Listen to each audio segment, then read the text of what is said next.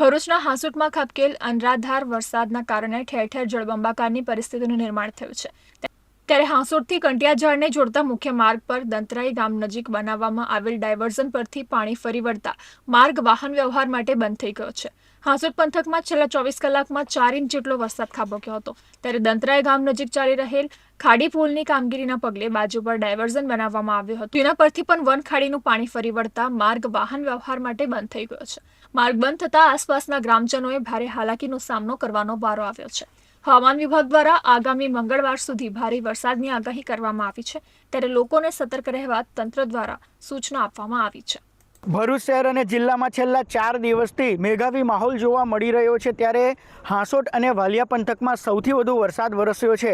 હાંસોટ પંથકમાં ખાબકેલ 4 ઇંચ વરસાદના પગલે ઠેર ઠેર જળબંબાકારની પરિસ્થિતિનું નિર્માણ થયું છે. ત્યારે હાંસોટથી કંટિયાઝાડને જોડતા મુખ્ય માર્ગ પર આ જે વન ખાડીનું પાણી છે તો તે ફરી વળતા જે વાહન વ્યવહાર છે તો વાહન વ્યવહાર બંધ થઈ ગયો છે.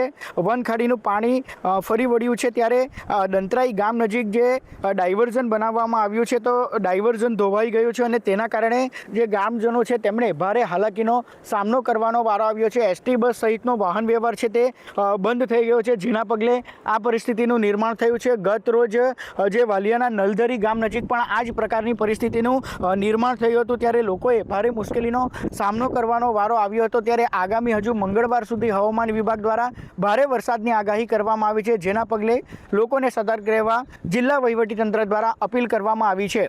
જય વ્યાસ, કનેક્ટ ગુજરાત, અંકલેશ્વર.